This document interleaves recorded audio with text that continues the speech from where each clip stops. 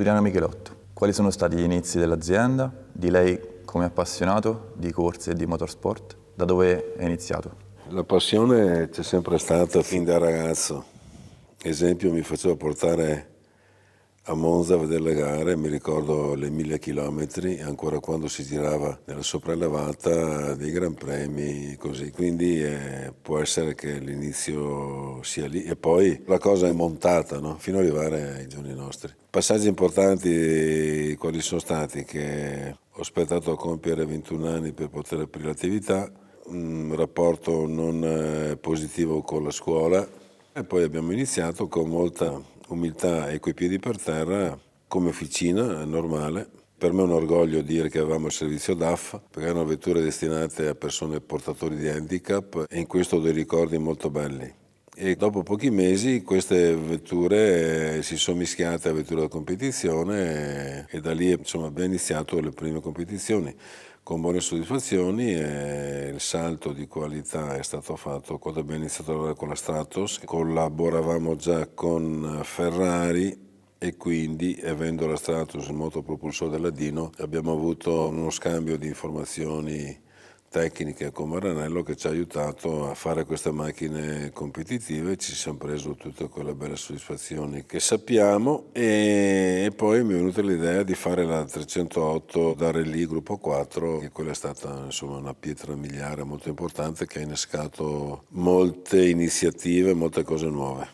Come è nata la 308 Gruppo 4? È stata un'analisi, si correva con la Stratos che è una grandissima macchina e aveva, diciamo così, tutte le cose a questo mondo sono migliorabili, quindi anche la Stratos che cosa aveva? Aveva che quando era o bagnato o poca visibilità, avendo il passo corto, era veramente problemi a guidarla. Mi ricordo lei 131 Abarth ci stava davanti e quindi il passo migliore tecnicamente dopo la Stratos io l'ho vista nella 308 Gruppo 4 perché è un passo più lungo, motore 3000 anziché 2004 e insomma c'erano tutti i presupposti per studiandola tecnicamente per poter dire che poteva essere più veloce della Stratos. E l'evoluzione della 308 Gruppo 4 qual è stata?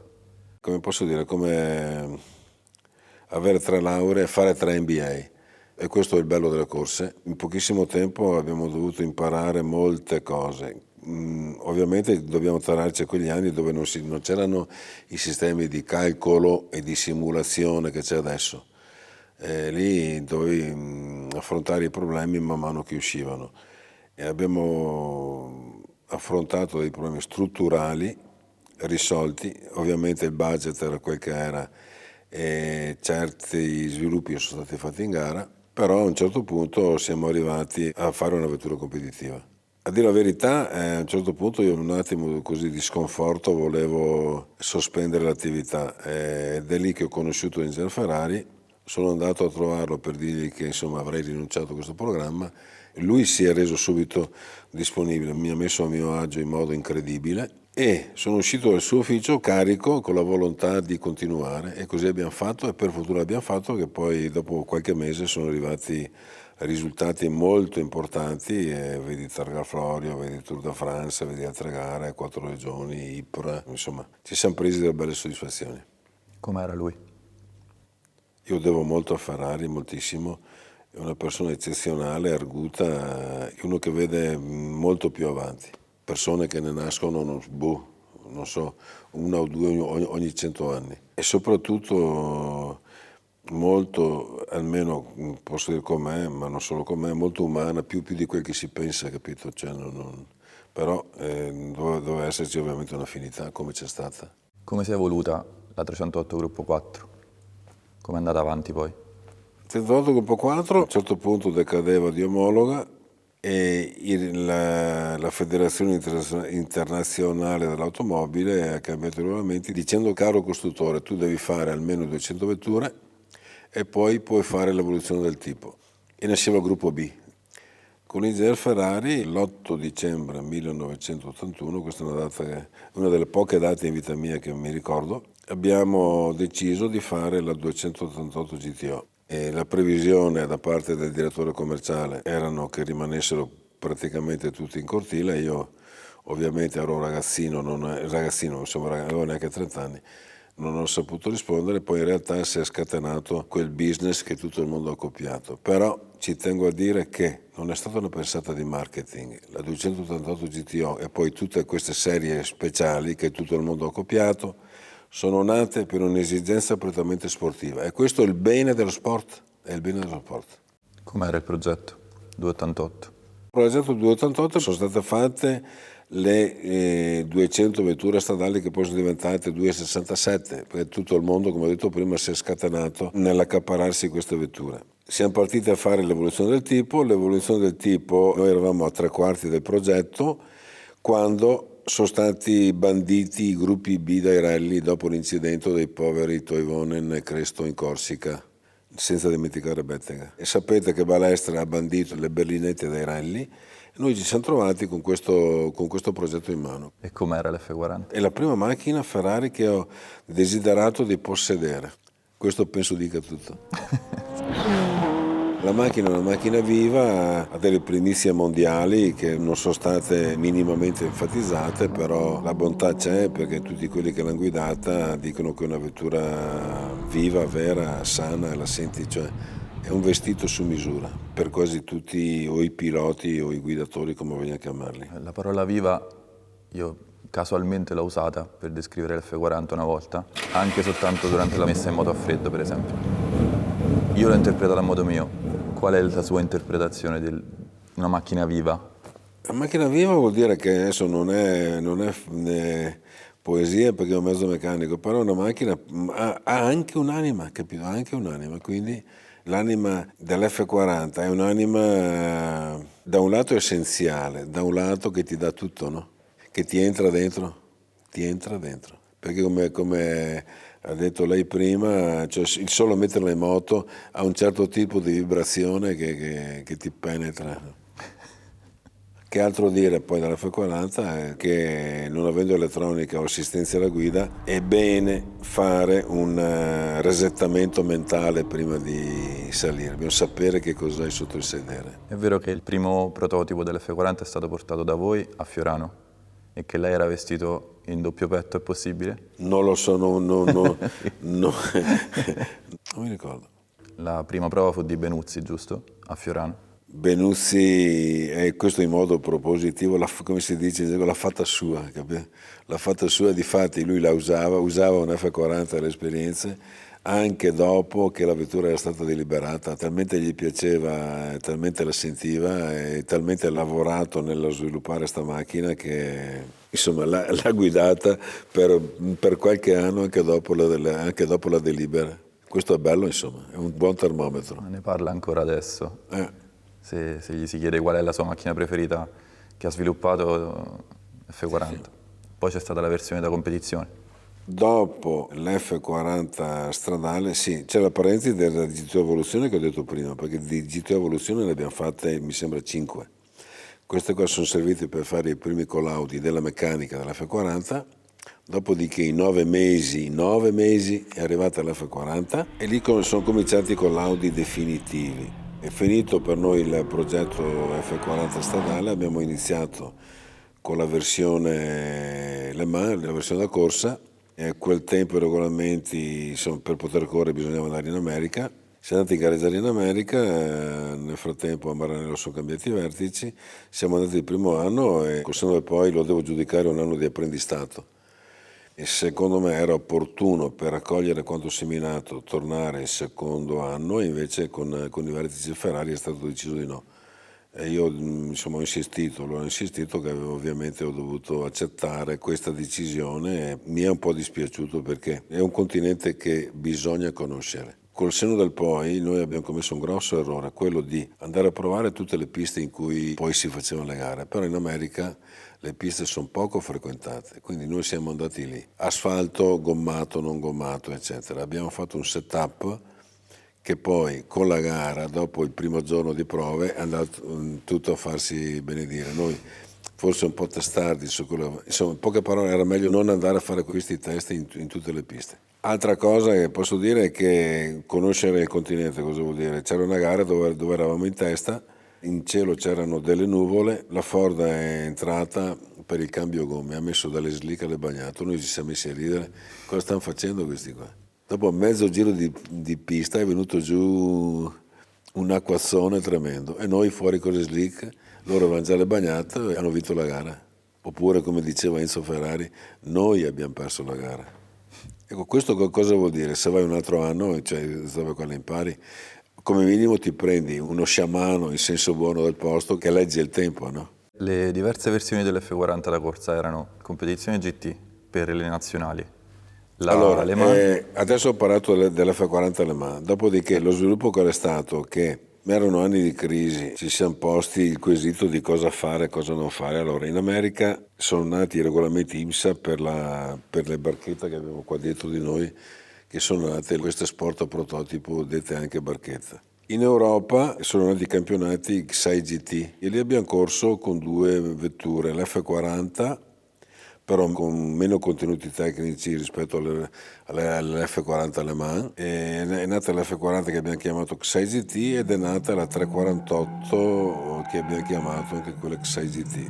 Noi ci siamo dedicati a questi due modelli di vettura raccogliendo buone soddisfazioni, soprattutto con la 348 che era una vettura non molto gradita, in realtà siamo riusciti a vincere il primo campionato con la Rauri davanti alla Porsche. Che quel tempo era la 3.8 RSR. Dopodiché, finita questa parentesi XI GT, è nato il BPR, Bart, Peter e Rattel, che hanno riportato le GT in pista. Pur essendo un'organizzazione privata, lì abbiamo fatto l'F40 che abbiamo chiamata GTE e abbiamo partecipato a questi campionati, direi con sufficienti soddisfazioni, perché in quel caso eravamo legati al famoso gentleman che poi fa parte della storia della Ferrari, che questi meritano rispetto perché la spina dorsale delle corse sono i gentleman. Le case mediamente, tranne Ferrari e Porsche, fanno delle campagne quinquennali e poi tornano a casa. E quindi abbiamo lavorato per qualche anno con questa GTE, abbiamo vinto qualche gara, ripeto, con sempre poi si poteva fare molto di più e dopodiché abbiamo preso in mano il programma F333 SP. L'abbiamo sviluppata e ci siamo presi delle belle soddisfazioni. Con Giampiero Moretti, che è giusto ricordare, abbiamo vinto praticamente tutto, da Sebring a Watkins Glen a Daytona, e questo è durato fino mi sembra dal 96-97 al 2001, perché poi abbiamo vinto anche dei campionati europei. Erano anni che la FIA era un po' latitante, quindi c'erano i privati che promuovevano questi campionati e abbiamo gareggiato. Siamo arrivati a fare 40 sport prototipo barchetta. com'era il progetto tecnico della 333? Il progetto era un buonissimo progetto, era seguito da un certo ingegnere Rioli in Ferrari, sia come scocco che motore, poi collaborando con Dallara, come si dice, hanno fatto l'automobile, ecco. Poi, come ho detto prima, lo l'abbiamo presa in mano, l'abbiamo sviluppata, l'abbiamo resa ancora più competitiva e affidabile, raccogliendo i frutti del lavoro fatto. Quali sono state le vostre modifiche al progetto originale? Soprattutto l'aerodinamica, anche se visivamente si vedeva poco, soprattutto l'aerodinamica, la cosa macro sono le due nacche che prima avevano nei fianchi. Quelle abbiamo introdotto una cultura già conosciuta che si chiama in aerodinamica quella dei flussi interni, quel che succede sotto il vestito, che non è da poco. E chiudendo quelle NH, che abbiamo fatto anche a Galleria del Vento, con un modellino, a quei tempi era piccolino, chiudendo quelle NH su una pista media abbiamo guadagnato quasi un secondo, incredibile ma è così, sfruttando, ripeto, i flussi interni. E la derivazione del motore della 333 era? È un motore derivato dalla Formula 1. Che in qualche modo condivide anche con l'F50, giusto? Abbastanza, sì, però è più parente della Formula 1 dell'F50. È stato portato a 4.000 anziché 3.000, a 7 supporti di banco anziché, se ricordo bene, 3. È stato fatto motore endurance, perché Formula 1 ovviamente è fatto per fare 300 km, qua ne devi fare 5.000 quando fai una 24 ore. Dopo la 333? Dopo la 333 abbiamo reiniziato la RGT partendo dal 360, in grande soddisfazione abbiamo vinto il primo campionato, insomma il primo della nuova era, il campionato mondiale, e dopo la 360 che ci siamo tolti da belle soddisfazioni c'è stata la 4,30, anche lì bene, molto bene. Abbiamo fatto nascere in senso buono coi piedi sempre per terra il BOP, perché le 4,30 era competitivo, però non potevi fare primo, secondo, terzo, quarto, sempre con tanta modestia, perché se la base è buona il nostro lavoro diventa facile, se non è una base buona diventa molto più difficile. Lì è nato questo BOP che insomma, se vuoi fare spettacolo lo devi accettare o sopportare, dipende dai punti di vista. Ovviamente un'incoerenza tecnica, perché uno si dedica al massimo per fare una vettura più prestazionale possibile, poi hai i promoter che ti dicono quanto peso, quanta benzina, eccetera. Però è sempre uno stimolo tecnico, perché ti aiuta ad andare a vedere i piccoli dettagli, le piccole cose, come del resto abbiamo fatto. Comunque, 360 GT, che poi c'è stata anche la versione GTC, poi la 430, poi la 458. Sono delle ditine, però ogni dito sono 5 anni. 458 e la 488, che è la prima vettura che ti dico prima, che è da 8 anni che corre. Anche con questa grandi soddisfazioni, con tutte direi. Chiaro che la 488, che ha corso più anni, è quella che ha vinto, adesso non mi ricordo più se 400 gare, solo la GT3, quindi buono, positivo. Quindi 50 anni di rapporto molto stretto con Ferrari, e la Michelotto oggi e domani cosa sta facendo, cosa farà? Il futuro del Michelotto qual è? È un engineering che lavora per più costruttori, di cui la Ferrari sta alla Michelotto, come nella fattispecie Isotta Fraschini sta alla Michelotto, come Lamborghini sta alla Michelotto, come altri costruttori stanno alla Michelotto. La Michelotto è un engineering. Sta lavorando per Isotta Fraschini in un progetto dell'LMH-C. Col nostro modo di pensare e di agire abbiamo scelto la configurazione di regolamento più complicata, perché il C vuol dire ibrida, vuol dire 4 ruote motrici e vuol dire fare tutta la macchina dalla scocca, che per noi non è una novità, una scocca in carbonio, abbiamo già fatte. E quindi siamo impegnati in questo progetto dell'LMHC, abbiamo fatto molto banco 4VD per sincronizzare il motore termico con quello elettrico, quindi in questo caso il banco VD ha un senso per tarare la cosa, dopo è sempre la pista comunque che dice la sua. Stiamo facendo i primi test e direi che tutto procede bene. Questo è l'MHC, che è il veicolo migliore per dare un'immagine sportiva e di marketing serio alla vettura. Ho questo marchio che sta rinascendo, è un marchio molto importante e glorioso. Mi fa piacere pensare che Enzo Ferrari le prime gare le ha fatte con Isotta Fraschini, che Alfieri Maserati ha lavorato in Isotta Fraschini, eccetera, eccetera. Pensando al futuro, Isotta ci farà fare l'LMH da competizione, poi abbiamo una versione derivata da Track Day, che adesso ovviamente si sente questa necessità, perché chi ha il piacere di guidare, chi vuole provare emozioni, non può più andare per strada, non si può più. 50, 70, 90, 130, non si può più. Bisogna andare in posti sicuri, secondo me nasceranno dei clubhouse dove tu in modo facile vai là, ti diverti e quando vuoi torni a casa, possibilmente con la tua macchina, oppure te la fai portare. Insomma, c'è tutta un'organizzazione atta a far questo e io vedo che tutti i costruttori sono orientati in questa maniera qua, anche se devo dire la verità, ma non per essere profeta che mi secca, se uno ha una hypercar, una Gran Turismo abbastanza prestante e vuol provare delle emozioni, non può andare per strada. Quindi bisogna dargli il modo di andare in pista, provare veramente queste emozioni, se no cambia oggetto, come si dice, si dedica a altre cose, no? Dove gli danno queste emozioni. Comunque facciamo questa LMH-T, la track day da pista, poi dovremo fare una versione sempre LMH-S che sarà stradale targata, una hypercar assolutamente estrema. Poi abbiamo altra carne a fuoco in modo da pianificare il futuro. Il desiderato qual è?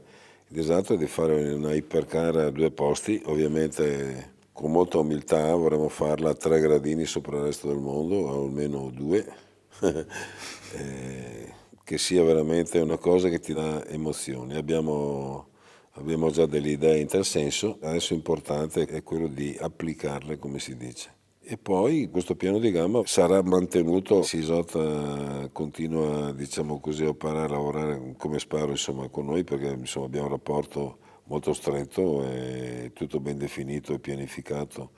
Qual è, visto che l'ha anticipato già, la sua visione del futuro delle auto sportive stradali? Perché nelle corse è tutto molto più naturale e la linea evolutiva è sempre più facile da prevedere. Devo dire, e mi rendo conto di quel che dico, che il bluff del XX secolo è l'auto elettrica.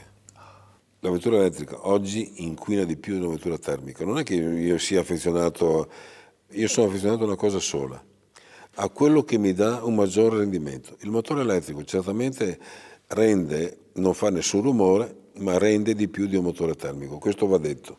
Ma finché io carico le batterie con energia sporca, cioè non possiamo prenderci in giro. Inutile dire ma una macchina elettrica è green. Non è vero, non è vero. Sarà vero quando caricheremo, quando avremo l'energia pulita. Oggi la meno sporca è il nucleare. La meno sporca, ma non possiamo dire che è green, come ha detto la Comunità Europea.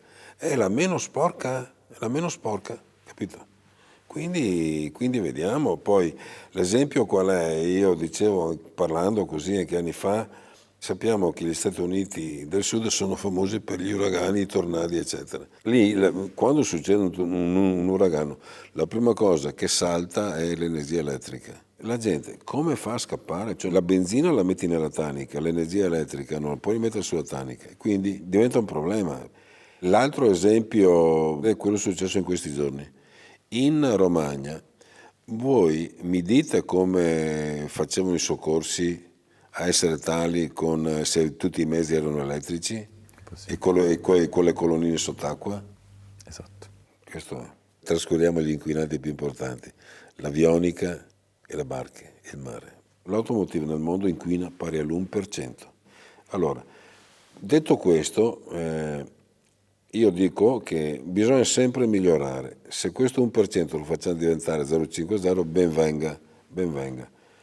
Però in modo coerente, in modo logico, senza fare delle follie, pianificando. Cioè, quando la Comunità Europea dice basta motori termici dal 35 in poi, non è coerente, cioè, sotto nessun punto di vista. Un legislatore deve dire pretendo inquinamento zero, ma come lo facciamo? Lascialo fare chi è di mestiere. Deve esserci un tavolo composto da politici e da tecnici, capito? E condividere con serenità, con coerenza, senza secondi fini. Io sono fiducioso che si arriverà a questo, perché quando non ci sono delle regole chiare, ragazzi, stiamo facendo dei danni mica da poco, perché voi pensate adesso a un costruttore che ha centinaia di migliaia di collaboratori. Qua dobbiamo stare attenti perché non puoi dire cambio, c'è un grosso elefante, esempio Volkswagen, che a un certo punto decide di fare elettrico. Cioè tu muovi un esercito che è una cosa incredibile, enorme, come l'esercito di Dario il Grande, capito?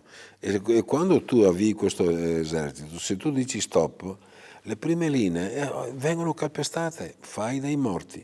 Ed è quello che sta succedendo secondo me nell'automotive, perché adesso si sono resi conto che c'è un pochino di retromarcia verso il motore termico, eccetera.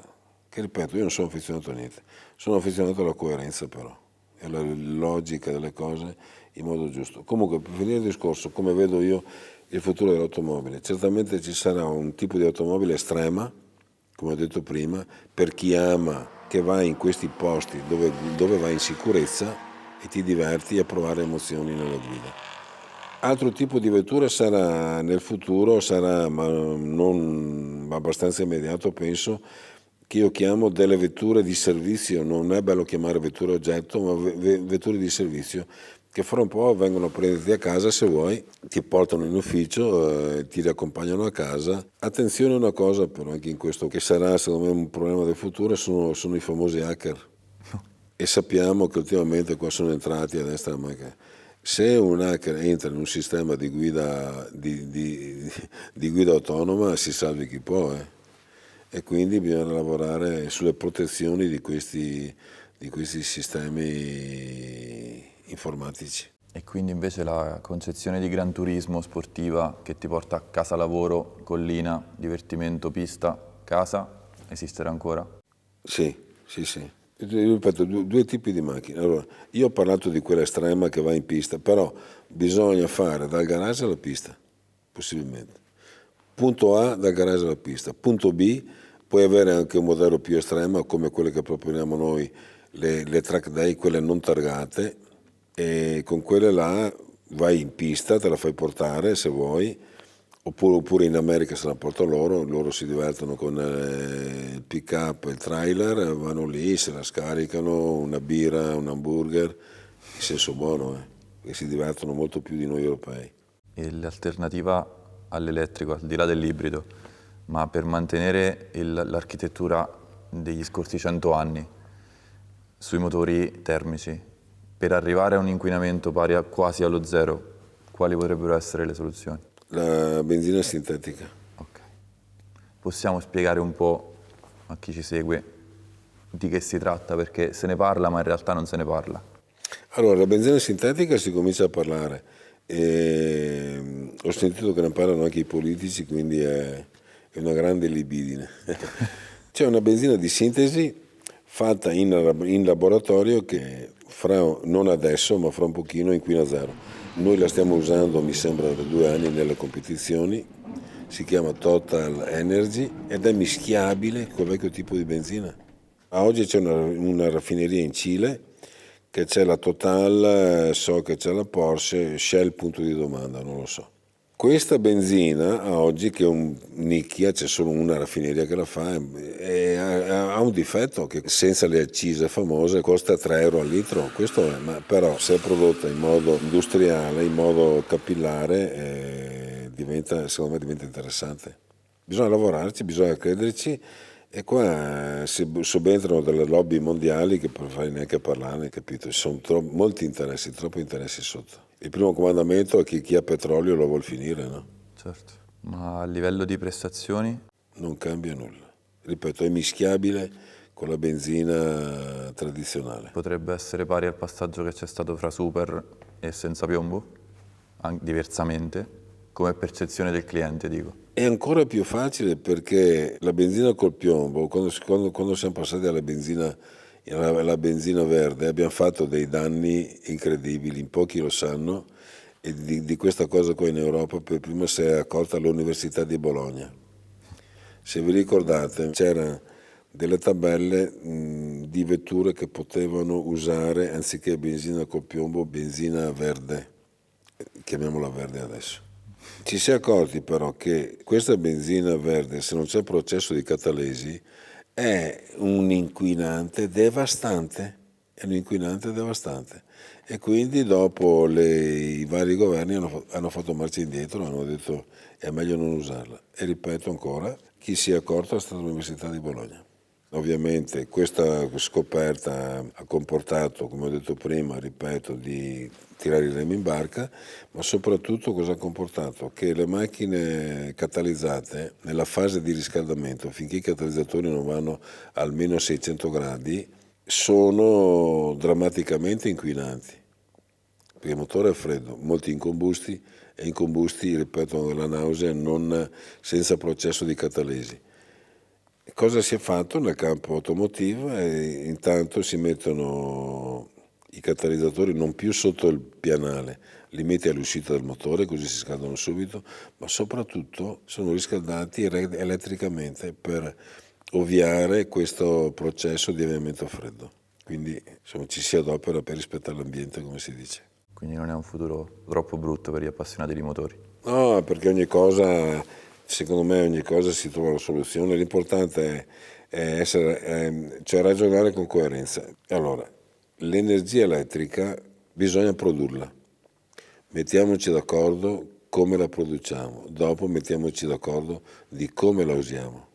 Certe vetture ibride che hanno un piccolo motore che carica le batterie, c'è tutto il problema della dispersione. Che cosa voglio dire per dispersione? Che io genero energia con carburanti fossili purtroppo e la trasformo in energia elettrica, ma non è uno a uno, assolutamente no. Faccio l'esempio facile in modo che tutti capiamo qual è. Se uno legge una bolletta dell'Enel che vi arriva a casa vostra, c'è scritto dispersione di rete. Sotto un traliccio dell'alta tensione mettevi una mano sul metallo, bzzz, e sotto non cresce l'erba. E siamo pieni di sta roba qua, quindi bisogna valutare un po' tutto, sapendo che la natura nulla perdona. In questo adesso non voglio fare il catastrofico o roba del genere, abbiamo un grosso punto di domanda che sono i campi magnetici. Noi siamo pieni di campi magnetici, preghiamo Dio, ma non fanno parte della natura dell'uomo, li abbiamo creati noi e in pochissimi anni. Quindi vediamo che non ci presentino qualche conto salato. Mi piacerebbe sapere quali sono i ricordi più belli dei primi anni di attività corsa e anche con i primi rapporti con Ferrari, i ricordi più indelebili. Una cosa ovviamente che è impossibile dimenticare è stato il progetto della 308 Gruppo 4, con quello che ha scatenato a tutti i livelli, sia dal punto di vista tecnico, come ho detto prima, 3 lauree e 3 MBA, e non esagero minimamente. C'è qualche scena che ogni tanto le torna in mente, una scena specifica di quei tempi lì? Quel che mi ricordo è stato molto bello, in senso lato, è stato un incidente provando la targa Frolio con Pinto, che si chiudevano dei pezzi di strada aperta, cosa da galera, da prigione.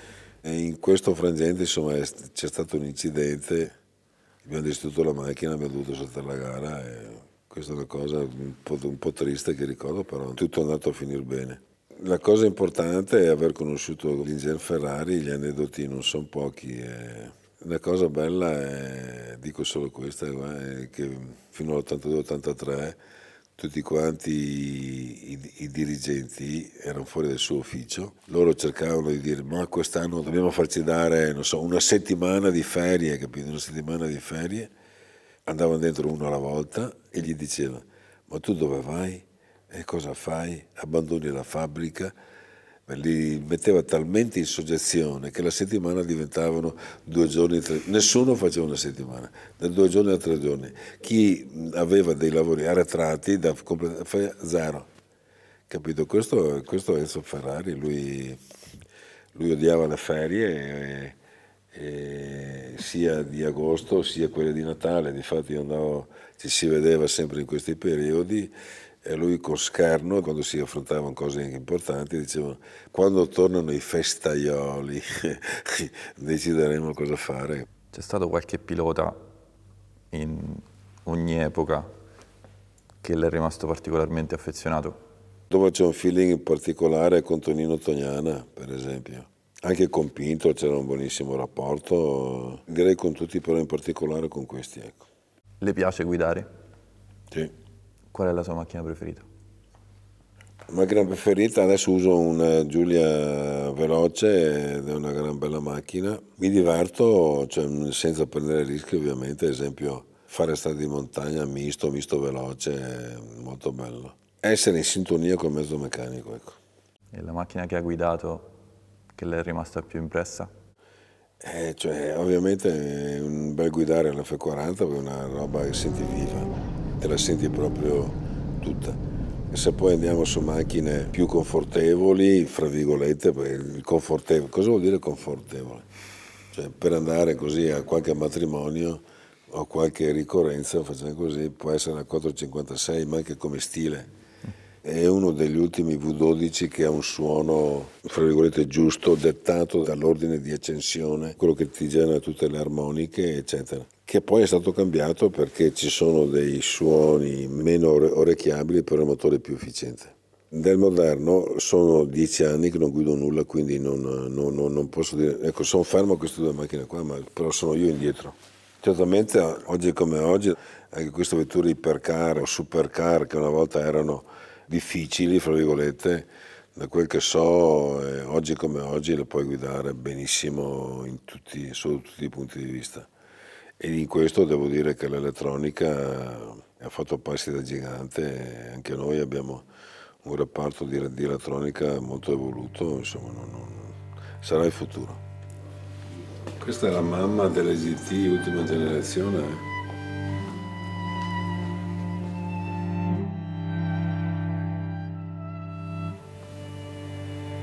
98 è stato l'anno del grande slam.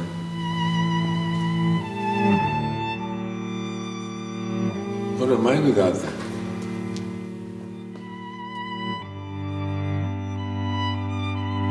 Ho guidato la prima Ferrari, quindi.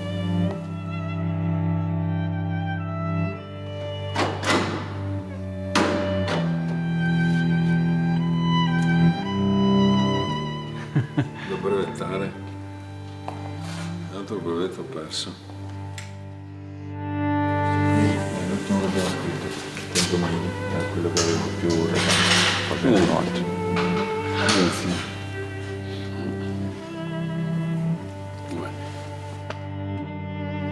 Carano e Gordini.